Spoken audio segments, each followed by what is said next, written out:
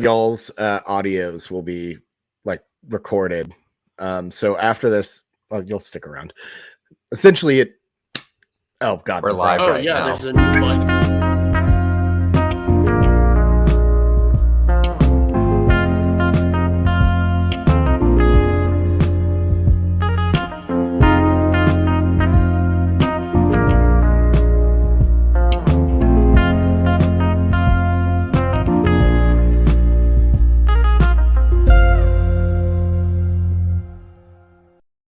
Hello and welcome back to the Schooner Pod. I'm your host, Bobby Howard. With me today, we've got Jameson Maxwell and Ty Lee, as usual. The Oklahoma Sooners are bowl eligible. Thank God. They have defeated the Oklahoma State Cowboys 28-13. And again, the first quarter was great. And I kind of want to start the podcast just kind of focusing on it because it made me really happy. But there's a lot of bad, too. There's a lot of bad to discuss as well. Essentially the rest of the three quarters. But Jameson, let's just start it out. That first quarter performance was so fun. Was honestly probably the best football we've seen OU play all season, right?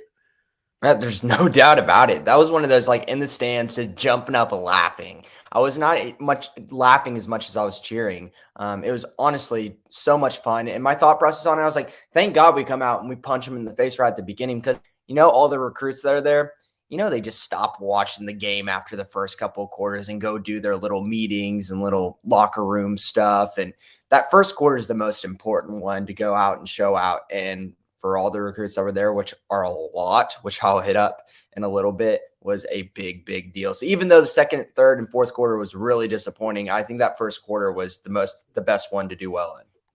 Yeah, for sure. It got a great impression off, got the light show going. I thought the energy was absolutely there. And like you said, the game was kind of boring after that. So they're not going to be picking apart little details and like, oh, what is up with Jeff Levy's, why won't he run the clock? That sort of thing. They won't care about the minutia. They got the impression. Talk about Jeff Levy. Oh yeah, for sure. Ty, your thoughts on the game, the performance, and really that first quarter first.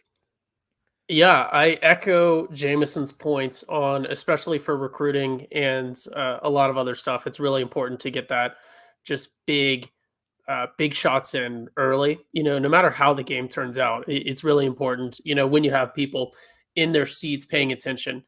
And it almost reminded me sometimes of OU's performance. Almost reminded me sometimes of this podcast. You start out really hot, and then from there it's just a couple hours of rambling, not really sure what's going on. But we will certainly dive into that. But I can't be said enough how important this was.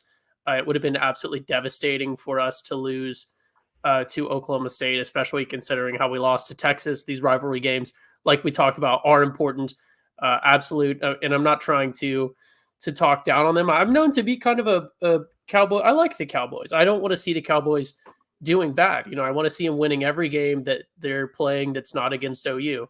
But it is important, that they care so deeply about this game that we just once again absolutely crushed them.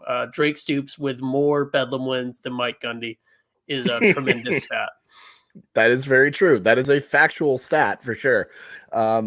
Truly incredible. And, it was important on so many levels, obviously in the case of the rivalry, we don't have many of these left. So, you want to get your shots in while you can.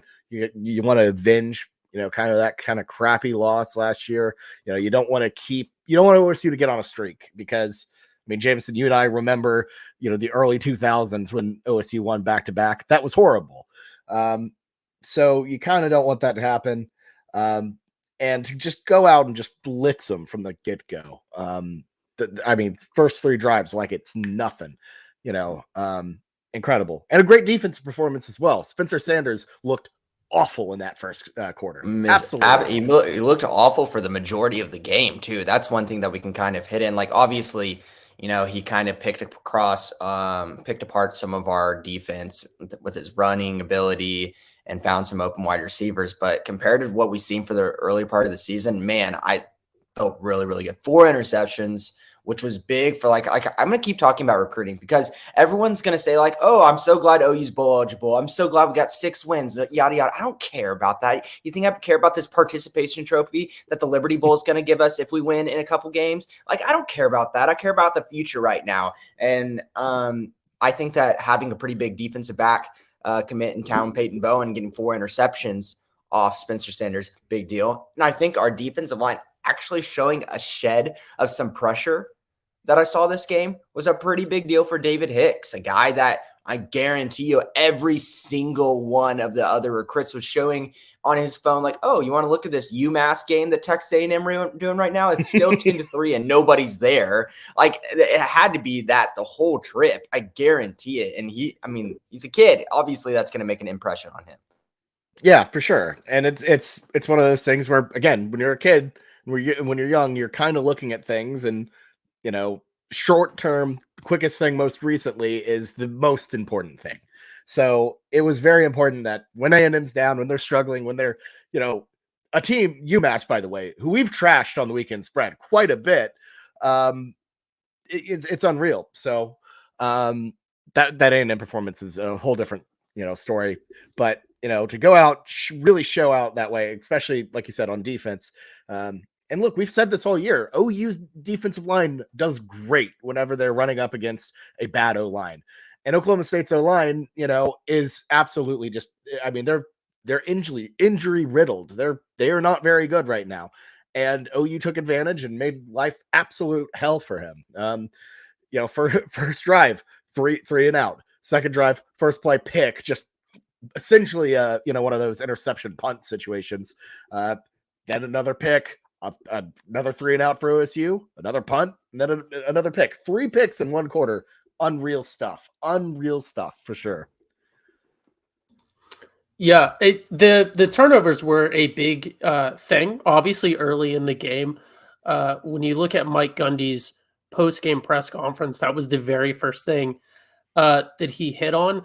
This might be kind of a cold take or kind of a controversial take, but I don't really know that the turnover margin had anything to do with the outcome of the game. I mean, if you go and look at it, I believe we ended up punting off of a couple, and then I believe they scored a touchdown sort of after we had an interception drive, if I'm remembering correctly. So it kind of ended up being a wash if you're looking at points off of turnovers. If I'm remembering correctly, I might not be, but I really felt Spencer Sanders, and I was saying this in our group chat during the game. First off, I had to get my shots in at the start of the game. I said, wow, Spencer Sanders is playing like Dylan Gabriel usually plays, and Dylan Gabriel's playing like Spencer Sanders usually plays. But I really felt like he should have been pulled. Obviously, he sort of improved throughout the game, but looking at it from OSU's perspective, I mean, the situation was out of hand, and he has that lingering injury. And I think that was certainly impacting him because he was just very out of character with his accuracy. Obviously, points to interceptions, that's an accuracy issue, but he had a lot of other issues, just even getting it to wide open guys having to jump and dive and reach around for stuff that they shouldn't be that difficult of a pass. And then you could tell he was in pain, and that was affecting his decision making. So obviously, as we dive more into it, OSU didn't have much of a rushing attack either because Spencer Sanders was their leading rusher on something like 20 carries. But I felt like, once they were that down that bad in the first quarter, when they had a bunch of time left, because eventually, obviously we didn't score again. They sort of figured us out, and they had a whole lot of time to do, a run heavy scheme or something like that. And it was, I could see how some OSU fans are maybe frustrated by them just continuing to stick with what they were doing when I look at it from OSU's point of view. Yeah, and it's tricky because I think a lot of what OSU did was pretty conservative down the stretch, which, I think honestly, they played the way they played outside of that first quarter was exactly kind of how I saw OSU playing us. OU struggling to stop Spencer Sanders, struggling to stop OSU on 3rd downs, 4th downs. And, I don't know. I feel like what they were able to do, if they just they turned up the intensity a little bit more, if they took a little bit more risks, like OSU could have made this a much closer ball game, but they just flat out didn't. And some of that's Mike Gundy, some of that's OSU's inability to just kind of, I don't know what it was, but I was certainly worried, as the game progressed, with how we were defending Sanders overall. But 28-0. That's a hard hole to dig out of. And I'll say this: keeping OSU, to one touchdown, not bad. That's a pretty good performance. Yeah, and that touchdown coming in the late third quarter, honestly astounding. I want to give props to our defense, obviously, because they did a better job than they've been doing this season. But it really did look like Bobby said, it's Oklahoma State played extremely conservative, and there just wasn't a lot of fire. And, talking about, why didn't they just bench Spencer Sanders? Gunnar Gundy just looked even worse these past couple games. Like a hobbled Spencer Sanders is the only reason that they could get saved versus Iowa State last week. When we saw Iowa State this week and put it up another dud versus Texas Tech team, being in Ames. So that win last week from Oklahoma State really wasn't that impressive at all. Nope. And the Iowa State hype of saying they're a competent team is completely false. By far the worst team in the Big 12. And I understand, Oklahoma was in that conversation, all that in the past, but come on, we can use the eye test, and it's very clear that Iowa State was not a good team, and Oklahoma State is falling fast right now. Yeah. And what's so weird, I keep forgetting, OSU was ranked. Like, this was a ranked win. This is OU's second ranked win of the season. If you could, considering the Kansas game as well. Like, it's that was on paper a good win, but that Oklahoma State team just didn't feel that great. I don't know. So let's talk about the offense on that 28-0 run. And I got to ask Jameson, how much of that was kind of attributed to a bit of a good script? Because it was, as we saw down the line, the offense kind of sputtered. Mm-hmm.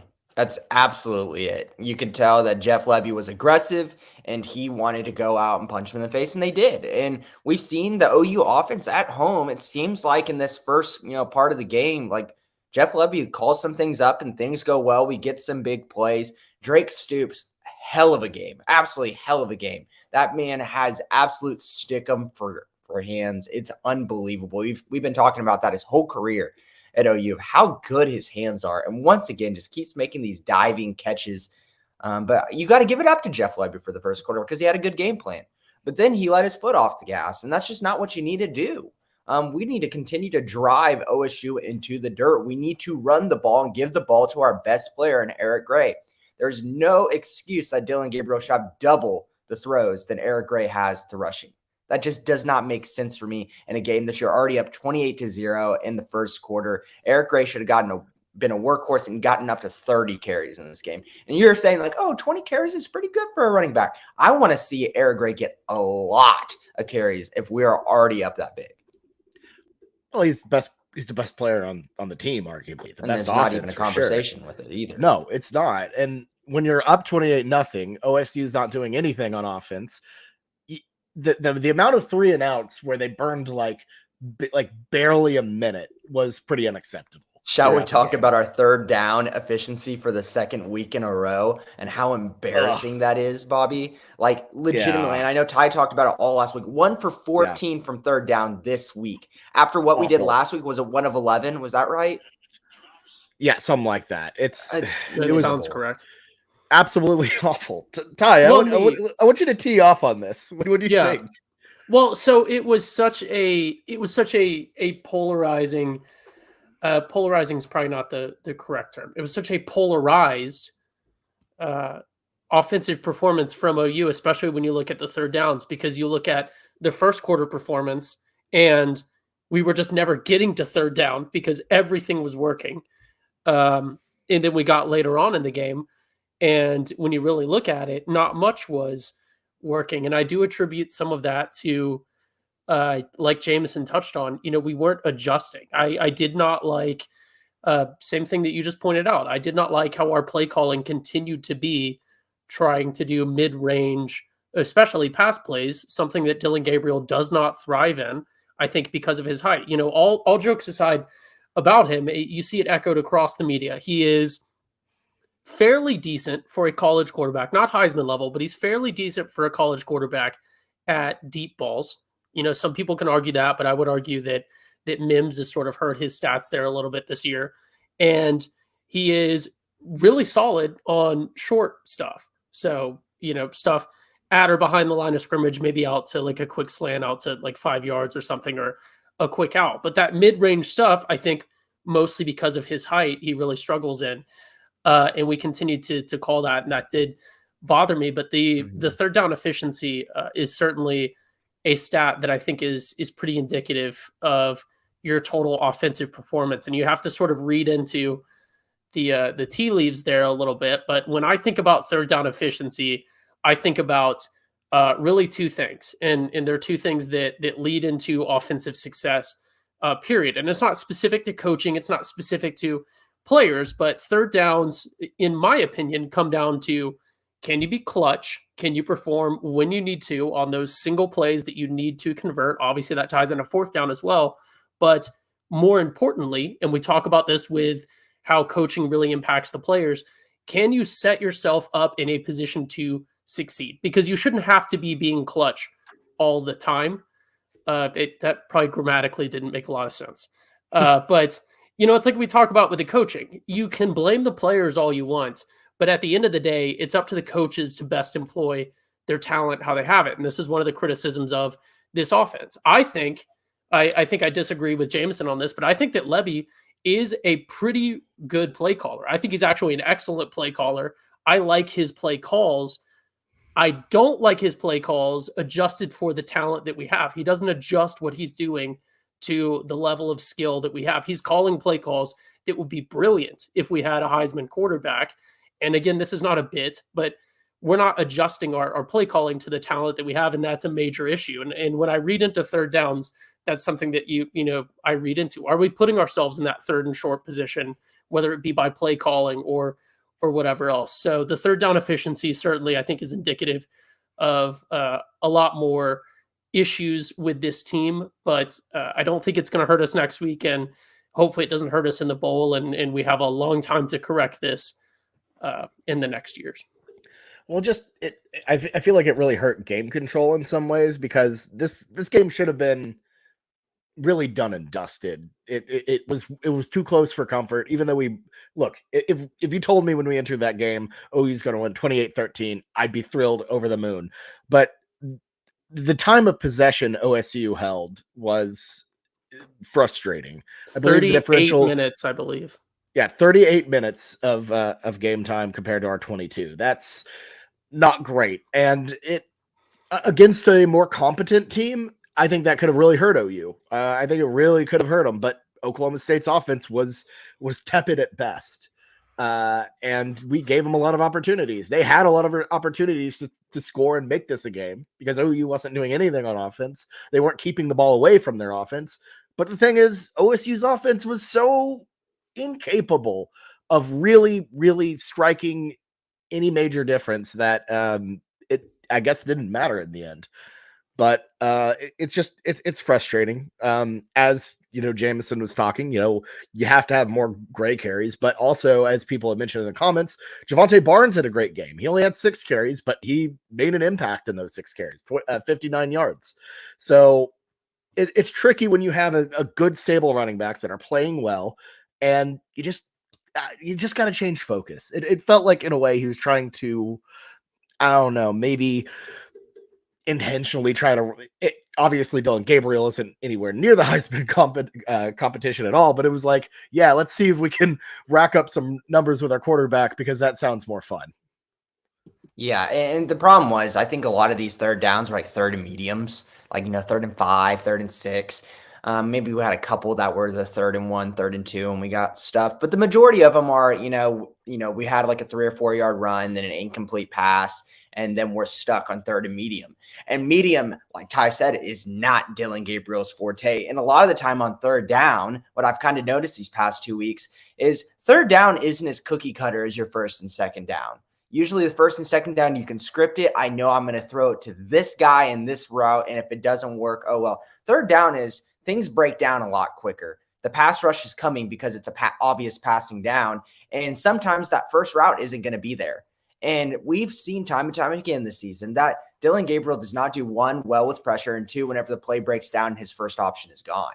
So I think as we see this OU offense get called by Jeff Lebby, I think we need a type of guy that can extend the play and get out of the pocket and look through his progressions. And that's why I really do believe in the fans talking about, like, could Dillon Gabriel get, unrooted as the quarterback next year, because he's not making our ceiling any higher. He's just kind of an average guy as a quarterback, which is great. He's not the problem with this OU football team and why we lost a lot of games this season. He obviously had a play in it, but he's not the biggest part. But if you want to take OU football to the level of what we expect as fans, you need a guy that can get out of the pocket and go out, and he will be like, wow, look at the play that quarterback made. And that's the reason we got a third down. There's not many times where I go like, wow, look at that play Dillon Gabriel made. It's more like he got it to the guy that he was supposed to. And that's just not good enough. We aren't very big fans of average here. I do have a really...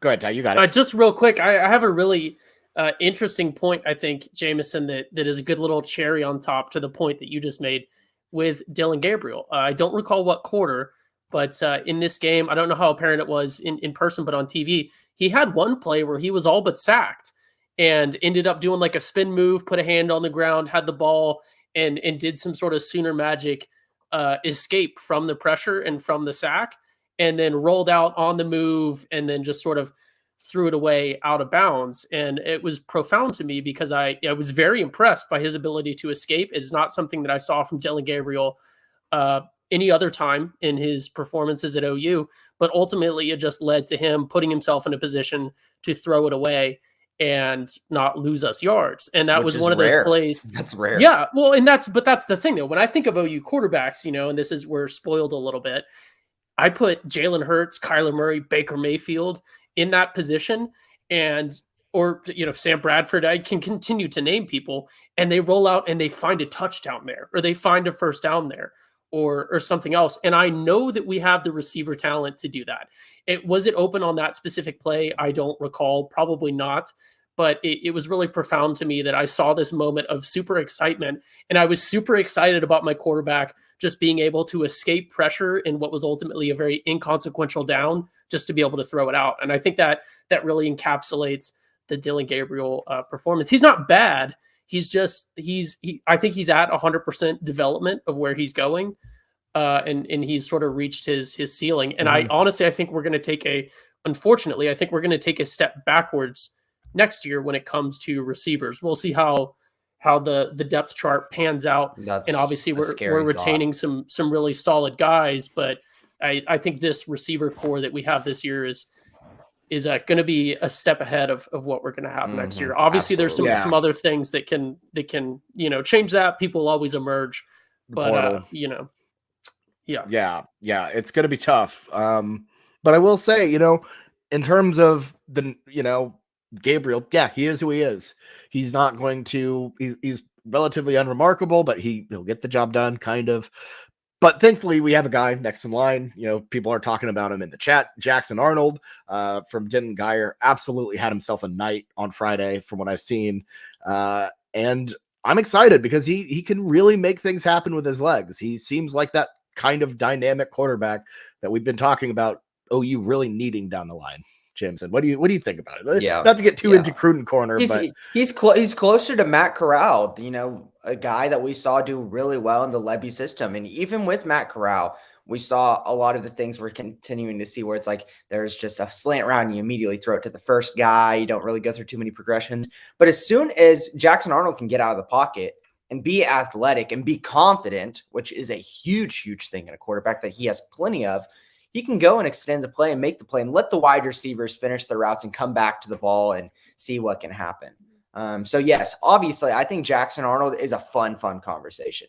I don't see a scenario where he wins the job coming in as a true freshman and is starting on opening day, but I wouldn't be surprised if our offense is sputtering and Dillon Gabriel has done a couple of Dillon Gabriel things. There's going to be a look placed at Jackson Arnold because the fans are going to be clamoring for it.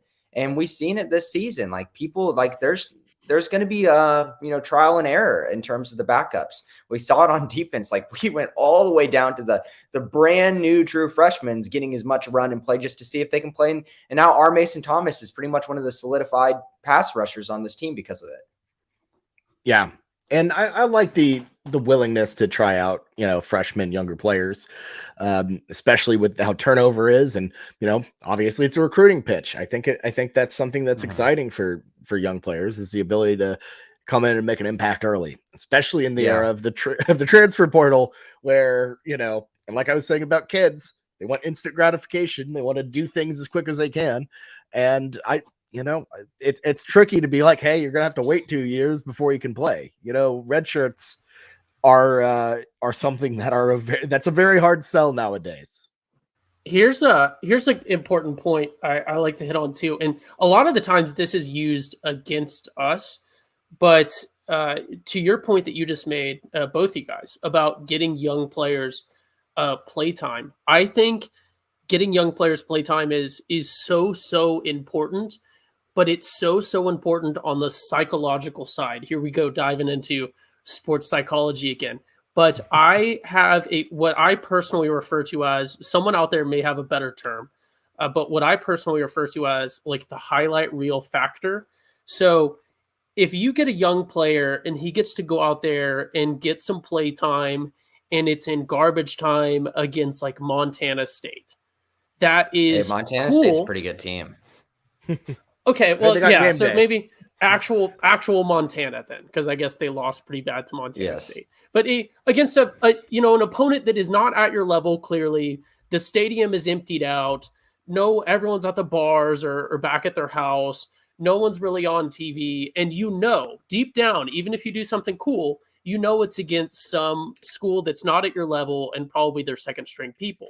The highlight reel factor, and this is, I think, something that comes into play a lot of the time against OU, especially this year when we're down, is you get to go out there and you get to have these highlight moments. You get to go get a catch, get a first down, get a touchdown or whatever. And then when you go back and watch it on the tape, the person you're doing it against is wearing an Oklahoma jersey, or they're wearing an Oklahoma State jersey. Doing it against a big brand, especially in a big game, I think it means so much more. Not to make a pun there, but I think it's super, super important to get those young players playtime for all the points that you guys just mentioned. But I think I don't even know. It's accentuated by the fact that it's in a rivalry game that people care about. People are watching. You're playing a big, tough school that I guess wasn't the favorite to win, but a lot of people expected to win. It's being able to do it against a big brand like that in a big game with people watching. The crowd is engaged and excited. I think it means so much more to building people's confidence and building their buy-in. Well, yeah, you weren't playing games. Alarm went off, Bobby. I didn't want to make sure you slept past 11:30 a.m. No, that's my alarm to usually give Rosie food / go to lunch. So, yeah, I don't know. Anyways, no, I'm with you. I think the matter of playing in games that matter, that are meaningful, that have that atmosphere, is a reason why you don't see people really sticking around.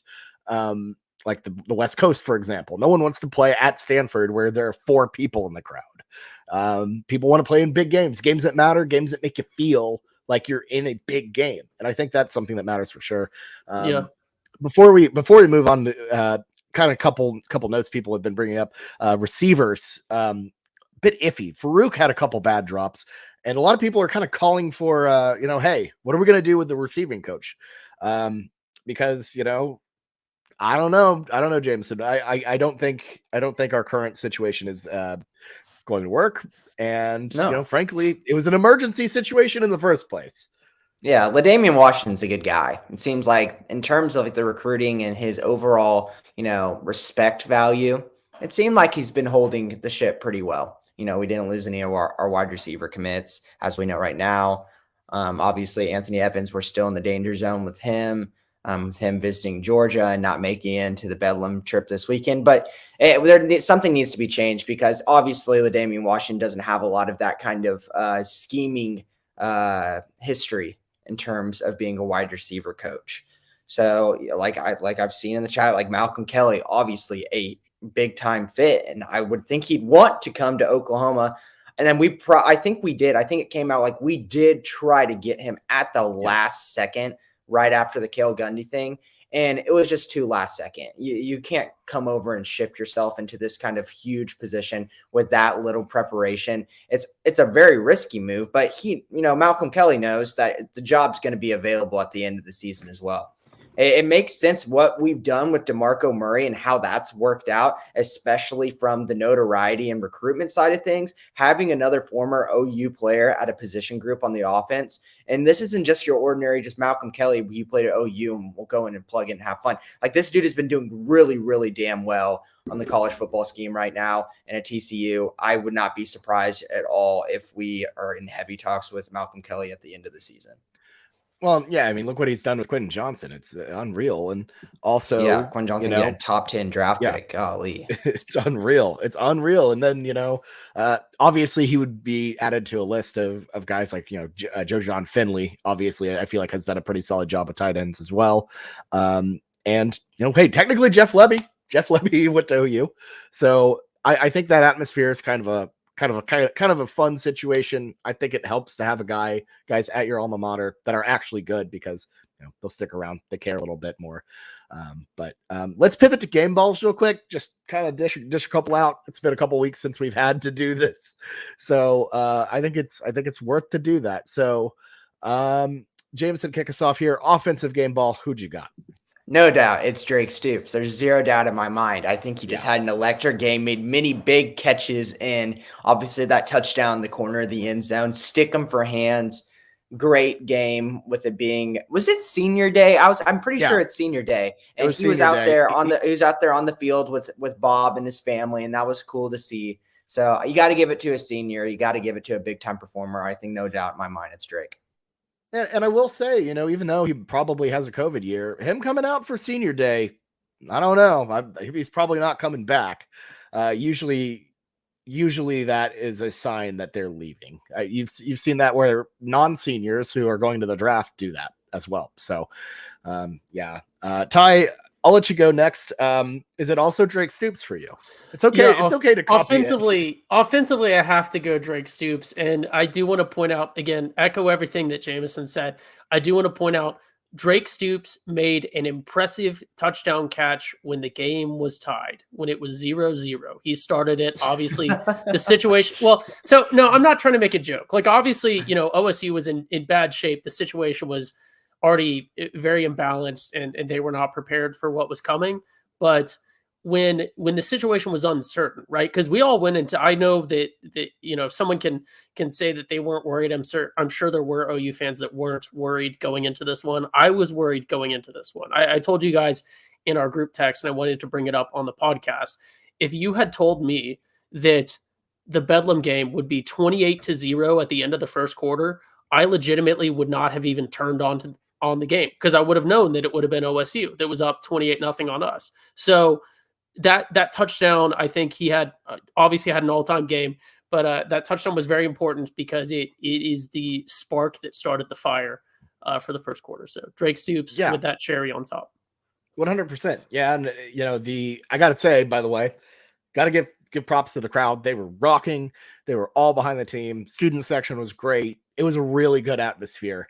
And Stoops was a big part of that. That catch really just kind of got everything going, got everyone to believe. And overall, he just had a really, really good, solid performance.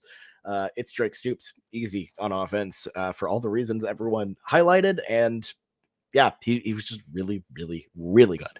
All right, let's move on to the defensive side. Jameson, kick us off here. I'll do something a little different, even though he's pretty obvious pick here. Not obvious, but he's one of the candidates. I really like the game that Jonah Laulu played.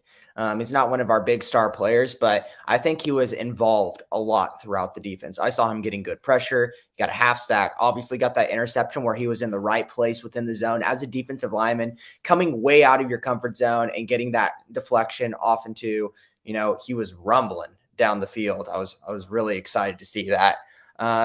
I was really impressed with him, and we haven't been able to talk too much about him this season because he's kind of been just like sitting in the background, but I think this was a really impressive game for him. And I will say this: he almost got another one. I feel like he kind of got a deflection as well. Yes, Towards the and end. and he was once again being in the right place. It's impressive to see. We have a lot of these scenarios in this defense where our defensive linemen drop back. We rely on our linebackers to play coverage, or if our linebackers blitz, we have like one guy fall back, kind of give a fake 7-man front, and then rush some of our linebackers, bring back our defensive linemen. And that's a scary, scary thought sometimes. But Laulu was able to play it really well. And I was really impressed by him all day. For sure. Ty, who you got? Spencer Sanders. Yes.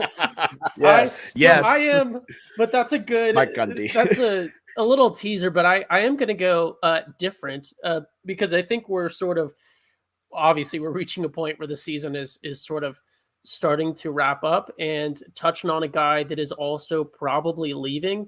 This is very gray area, very bending the rules.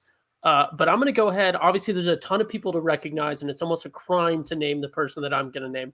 But I'm going to go ahead and recognize Michael Turk, our punter, because being able to play that field positioning game, because that was really one of the main things that we had going for us after the first quarter, was we were able to really play the field position game because he is such a good punter. I think that the field position game is inherently a defensive thing, being able to, even if you're going 3 and out, if you're still making them go 3 and out, you're just inching it farther and farther towards their goal line. That is a very important thing. So gray area, bending the rules. Big night for him too. Yeah. He deserves it. Grace Lyons and him engaged.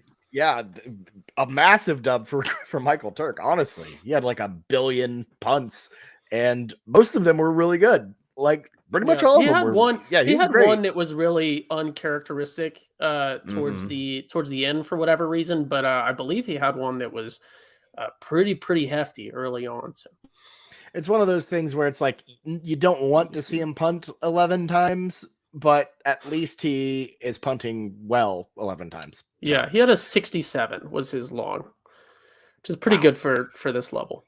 That's pretty good. That's pretty good. All right. So it's up to me here. This is tricky because I feel like a lot of guys showed out. I love the O-line, or sorry, the D-line, and I know like someone suggested, the whole D-line should get it. I probably won't do that because, I think they do deserve it. They were great as a unit. They were by far the best unit on the field. It's got to be someone. I'm not going to copy Jameson go Alualu, so let's go with Sean White. I thought he had a really good performance. Had that little interception, 8 tackles, 3 solos. I think it was pretty solid. Other guys, I thought Woody Washington was excellent. He had a really solid tackle as well. And 6 total, 6 solos, pretty good. The amount of guys, we had 3 guys with 6 solo tackles, which I think was very, very impressive. So, yeah. But I'll give it to Deshaun White here. That's where I'll settle it. So he had a really clutch pick when it was really needed, when things were getting a little bit stressful there. Got to calm everyone down a bit. I like that. So give me to Deshaun White there. But all right, Jameson, it's been a while. I think it's time to dust off one of our favorite parts. What do you say? Let's do it. Hit the music. Jamison. Yes. What is this? Jamison. This is a Fruited Corner with Jamison. everybody dancing. Oh, that's nice. Oh man, is and nice. isn't it? It is so nice. Hey, things are looking pretty nice for the Sooners. And I talked about it for a long time this week and last week. We really, really needed this game to go well. And even though second, third, and fourth was pretty boring, like I said, I think the first quarter meant the most to show the recruits, look what we just did, and just slapped them right in the face, punched them in the face right off the bat. And it was live, honestly. The lights were going. The crowd was crazy. Definitely a big-time move to show the recruits that Oklahoma football, while we're sputtering this season, we still have some in us. So let's kind of go through the visitors list. And I think the biggest one you got to talk about first is David Hicks. You watch what has been happening at Texas A&M. Absolutely ugly. And you see how he committed on ESPN and how like he just didn't look as excited to do it. And I understand that might be some of his personality, but like we always thought like, it's maybe a pipe dream to get him back, but it just doesn't, it seems like it's not unattainable. And to be honest with you, the way that this game went and the relationship that he has with Todd Bates, I would not be surprised at all if a flip eventually comes. I'm not saying it's imminent. I'm not saying it's imminent at all, but I think we're in a much, much better place than we thought we were a couple of weeks ago. And who would have thought that Oklahoma, being so poor right now, and the way that we played on the field, still have a chance to get one of the best defensive linemen in the country in David Hicks is impressive. And that's what hiring good people, like Todd Bates just being a great person that people can get along with. Brent Venables, even though he is some polarizing, can talk a little bit way too much, is pretty wordy. He really connects with recruits and parents, and hiring good people that are also good at coaching football. That's how sometimes you win these long battles wherever they go. I'm going to go with the person that I feel like is actually family to me rather than, Texas A&M.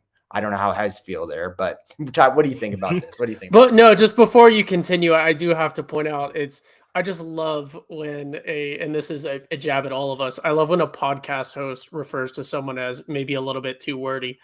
That's just it's just a beautiful moment. That's true. Which is literally we're doing this for fun. No, I think it's pretty remarkable that OU was able to get back into the David Hicks race. It felt very, very dead in the water.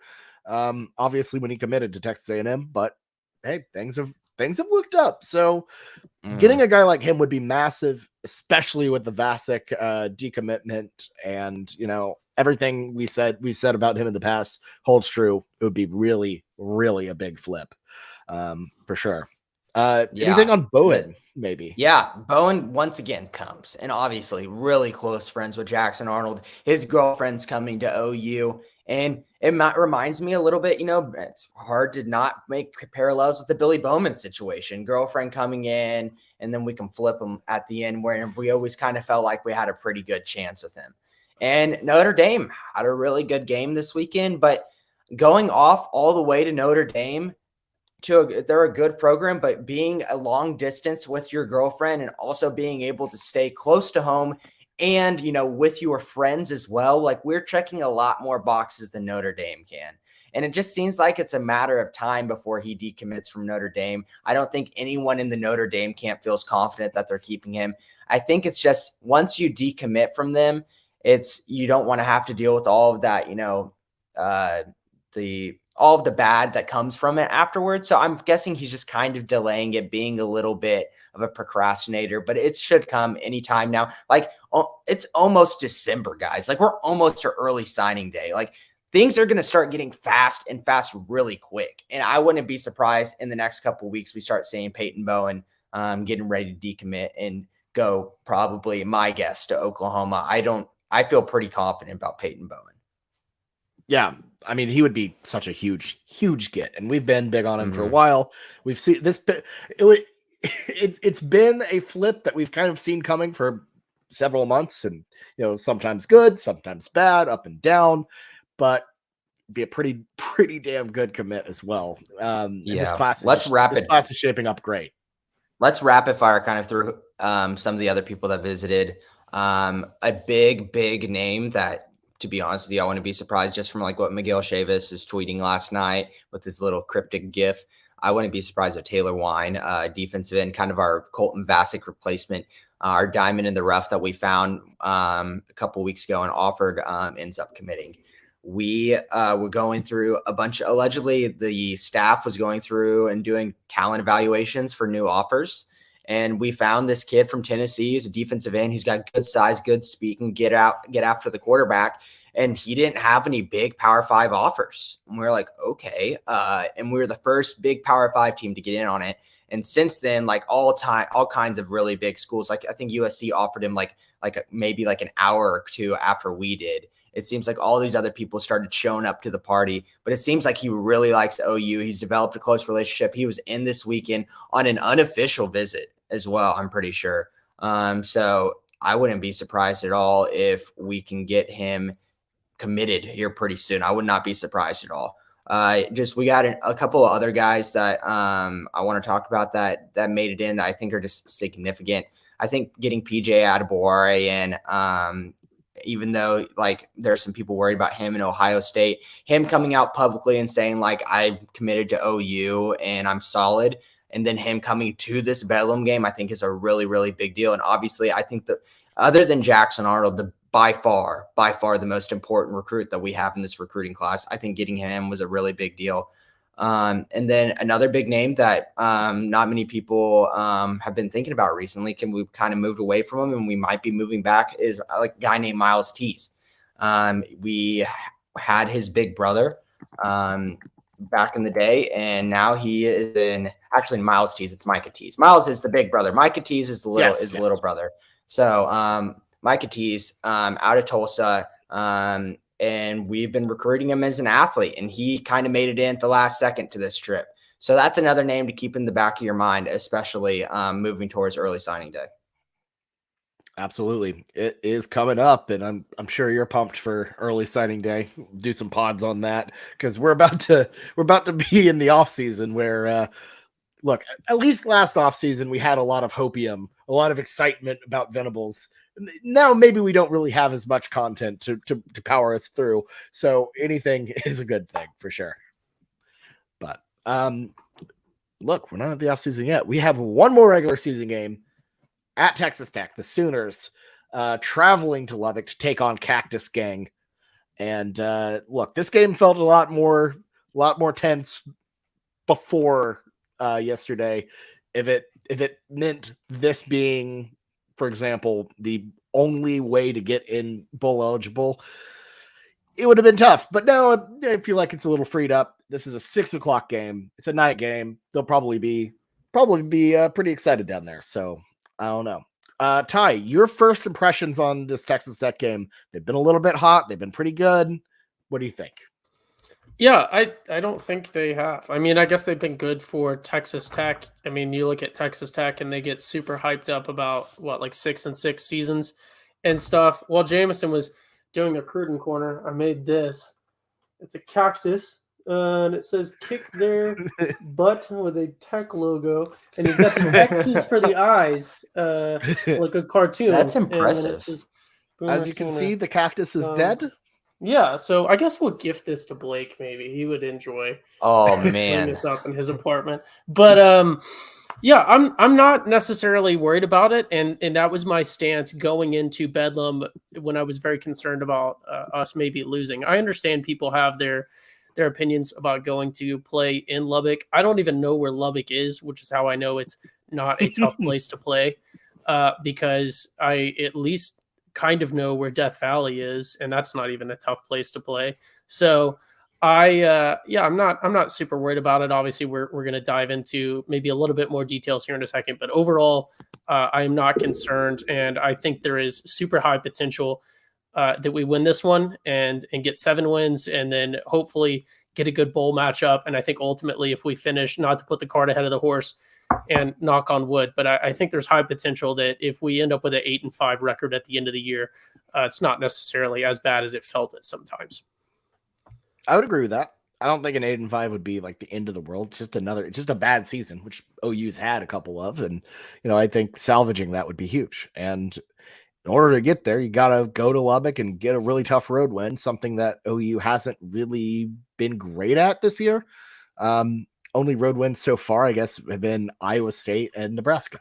Wait, who are we playing? Tech? Texas Tech. Oh, you said it was going to be a tough road win in Lubbock, so I thought maybe it was a neutral site against someone else. Oh my gosh. Jameson, your thoughts on this game, though? I don't know. It's going to be interesting because, like we said, Texas Tech has been kind of sneaky at home. I feel like they've been playing pretty solid. I've been impressed with them, and Tyler Shaw taking over at the quarterback isn't my favorite thing for them, but he's been performing well. I think that this is a good match for OU. They're pretty like all across the board. Tyler Shaw's like a good quarterback, but not a great quarterback. So Roger Thompson, I think, is a good running back, not like a great running back. Their wide receiving room isn't as good as it's been in the past. I think that there's plenty of room for us to go out here as a defense, because obviously that's what we're most paramount thinking about right now. and go out there and have a good game and put Texas Tech in a corner. They like to play aggressive. They like to go for it on fourth down. As you've seen, we have not been the best fourth down defense. So how about we can change some mantras and go make some big plays out on Saturday in Lubbock? I think that would be a really big deal for us and our confidence moving forward. Yeah, no, absolutely. It would be big. You got to keep this momentum going, got to keep it spilling over into the ball and then through to the off season. And again, it's not like the big, like it's still an 8-5 season. It's still not good, but if you can get momentum, if you can get energy, that's always a good thing. So I'm excited to see how it works out. I think Oklahoma definitely has a tall task ahead of them, but I think they can get it done. I think they can get a win. Tech is a beatable team, but we'll see. So that's really all I have on Tech. Anything we want to say before we wrap up the pod?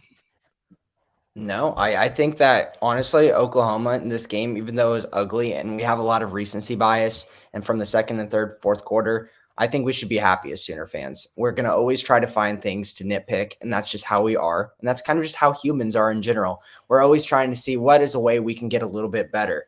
But seeing progress is a big deal. And like I kind of said in my reference last week, seems like OU's team as a whole is on the Great British Bake Off, and they're trying to complete their tower of loaves on one side, and they turn to the right, and their caramel's burning, and they're like, "Oh no!"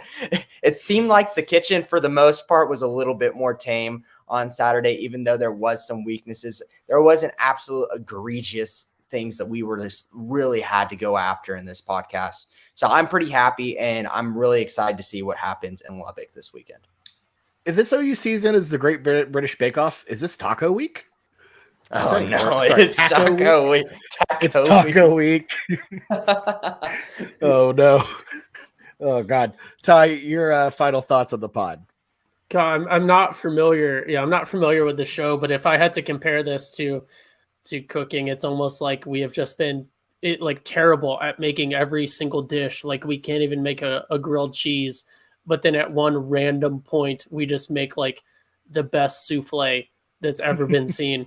And then for the rest of the show, just continue to just be terrible and no one understands what's happening. And that was this Bedlam performance. I think if we get the OU team that we got at Bedlam and even the OU team that we got against Baylor, hopefully not the one against West Virginia, because there were a few things there, play calling and stuff wise. Obviously, we've touched on all of those things. But I think if we get the OU team that we've been seeing for the past month or so, I think this is a very winnable, very don't worry about it game. Obviously, we should go in caring about it and worrying about it, but I would not be super concerned going into this. Who knows? Things can go wrong, but I think that the situation is well in hand. I think the way that this win at home in a rivalry game is very important, and I think there's high potential that we will carry through and carry the day in Lubbock, and then going on to our bowl game. I think the season is a bit salvageable, and I'm not concerned, but you do have to remember, we're Oklahoma, we are the villains, we are the bad guys in the conference,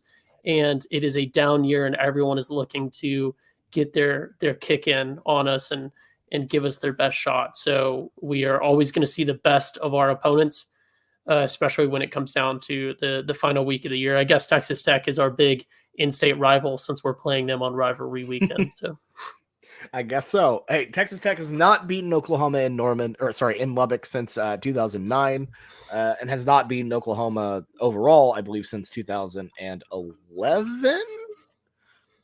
I don't know. It was that one rain out game. Well, there was a. What about I'm the not year? good with history. What about the year? It was when we lost to Tommy Tuberville's Texas Tech team. So, what about the year that Patrick Mahomes won the Heisman and national championship? Oh yes, of course, Patrick Mahomes. Well, why else would he have his number retired? Yeah, exactly. Yeah. Oh, love it. Another one last note on this game, huge for who's going to go to the Liberty Bowl versus like a first responder bowl. Both 6-win teams in the Big 12. Things are getting very, very Where dicey is the here. first responder bowl? It's in Dallas at Gerald Ford Stadium. If we lose, do we go to that? I think so. Yeah, it's not a direct tie-in. This could be a guaranteed rate bowl. Memphis is just like Louisiana North, so I would rather go to I'd rather go to the Dallas one. The Dallas. I You think touched we're- on a very important point, Bobby. SMU, Gerald Ford Stadium, not named after the president, which is just some surprising. guy named Gerald Ford. Not not president, just a different one. Louisiana North. Oh my god! That's It's just similar. It's like it's very Oh. humid. Things are like inexplicably dirty. Like, why is this building muddy? It doesn't make sense. Like you're surrounded by Oh. concrete and the building is covered in mud, and it's like, what's going on here? Okay, Yeah, I'm taking a gander at some of the bowl projections on CBS Sports. They currently have. Can we go to the OU Bahamas one, or is that just like a basketball No. tournament thing? Sadly, the exist Bahamas anymore? Bowl it's between the MAC and Conference USA, I think, which is kind of BS. I would love to go to the Bahamas Bowl. That'd be fun. OU's currently projected in the Texas Bowl against Mississippi State. So That would be amazing. Are you kidding me? That's go in to the Cotton Houston. Bowl, right? No, it's in Houston. It's in Houston. Oh God, Which- that's like Louisiana West. Everything's I'm just kidding. sweet. Everything's just Louisiana kind would of never Louisiana. have anything as great as Houston. But yeah, a matchup against Mike Leach and Mississippi State. That'd be a cool one. Yeah. Other projections: Baylor and Auburn in the Liberty Bowl, and Texas Tech, Maryland at the Guaranteed Rate Bowl in Arizona. Which Arizona is just west. No, Louisiana. Arizona's cool. I like Arizona. It's just it's desert. You've been Louisiana. talking bad about Arizona like for the past like month on this Who? podcast. Who You've has? been talking about how they just produce worthless players. Well, yeah, this state at developing football players. I love this state. I vacation in Arizona literally yearly, all the time. I love Arizona. Arizona itself is a tremendous state. Guys, I think if Oklahoma State loses to West Virginia at home, we might creep up to the Cheez-It Bowl against North Carolina. No, maybe. do not get my hopes don't know. up. Wait, Just where's that? extinguish that Where's that? right now. It's in Orlando. Orlando against Mac Brown in North Carolina. Oh, okay, Ooh, yeah. No, that's- I'm just saying. That's a cool one. That's honestly, that'd be a cool one. I would love to. I would be feeling Venables Cheez-It. versus Mac Brown God. Don't get me excited for that. That'd be so dude, cool. Drake May would destroy this defense. It would be. I don't little know. tough. It's Man, but if Drake you're May had a pretty bad game this week. That's Yeah, true. That's true. As we're wrapping up, I know we're just talking, but if you're a fan of the sport, you've got to love the Mac Brown against OU potential matchup. But yeah. Of course. Oh, I think they would pick that just out of the the not the storyline. memes, Well, but you the would get the storyline, views. yeah. Yeah, that's a very sellable thing. Yeah, and also it's OU. That's a very sellable team. So What I was could- that, I could see Jameson? him- I could see him doing that. It's I don't a know. TV, and it's just all about money. Money. Oh, that was a V. I thought that was a U. Why are you Sorry, I throwing up guess so. tech? You're throwing up tech gang signs now. Oh god. Well, it all depends on whether or not This is a V. This is how TCU makes the people do playoffs. V's. Or like, no one does this. I- Yeah, it's a V. I don't know what I was trying to make it more pointy. That's like a U or like a. You've been like practicing your I was doctor's trying to make writing it point at the prescriptions. end like- right here. Yeah, this is V. Oh no, I did it! I know. Oh, no! I did it. Oh god. Get Bobby, fight on. Oh god. Okay. Yeah. No. The screenshot was there. All right. I gotta leave before I accidentally throw the horns up. Bobby in a burnt orange shirt throwing This the. is red. This podcast has This gone is off the 100% rails. red. NFL is about to start. Get me out of here. We got to get out. Yeah, it is noon. NFL starting. So thank you all so much for listening. As always, we really appreciate it. And thank you to our sponsors at DraftKings Sportsbook and our partner at TPPN. So cool. Great stuff. Been a great season so far. And I don't know. I'm a little sad now. A little sad we're about to end this, but that's just how the college Weekend football spread season gonna goes. get funky. We're going on Weekend Tuesday spread. this week. Things are getting Woo! close to the 999, so tune in. Yeah. Oh, it's getting close. The battle for who will not have to eat 9 hot dogs and 9 innings of baseball is cooking up. So, all right, I'm not Jameson, worried about the dogs. you're not worried about the dogs. I'm on an island there. It's the beer that worries me. 9 beers. Okay, but it's the dogs and the buns. Like, just think about eating 9 hot dog buns by itself and then adding the wieners in. I'm already Like, thinking about. Yeah, I've already been strategizing how to game it. Yeah, It's I like mean- you gotta like the beers, you gotta shake them, like just shake them up and then pop them. So you get one, you can lose as much liquid as you can in the foam, but then also they're flat. I've learned this for bar rescue. The flat beers take up less space in your stomach. They don't get you as bloated. Now, I'm telling you, I've been strategizing this. I'm very Oh my concerned about God. this challenge, but I think it's I'm gonna have to doable. shut that down. Yeah, we gotta shut it down. Okay, Jameson Ty, thanks for being on the pod as always. This is great. And that's it for this week. We will see you next week. Later this week when we make the weekend spread, and next week as we look forward to bowls and wrap up the season. Fine. Peace, everybody. Have a good weekend and happy Thanksgiving. Have a great week. Boomer Sooner.